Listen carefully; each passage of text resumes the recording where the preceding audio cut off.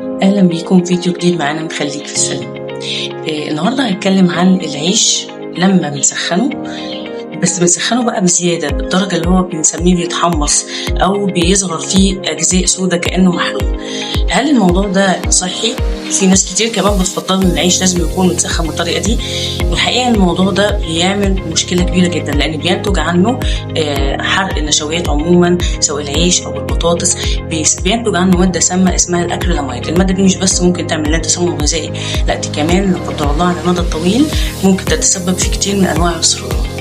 نفس المشكله بتحصل لما بنقلي البطاطس لفتره طويله شويه، فبتحول بدل ما تكون لونها اصفر ذهبي لا بنبقى عايزينها بني شويه كمان.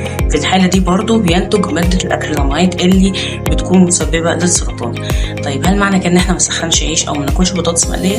لا، وفي الحاله دي احنا لو عايزين نسخن عيش فلو هسخنه على اللهب مباشر مهم نقلبه بسرعه بحيث انه ما يسودش او ما يظهرش فيه الاجزاء المحروقه دي، او اسخنه في مايكرويف. اما بالنسبه للبطاطس المقليه فيفضل نكتفي ان وصولها لدرجه اللون الاصفر الذهبي ما استمرش لحد ما توصل لدرجه البني.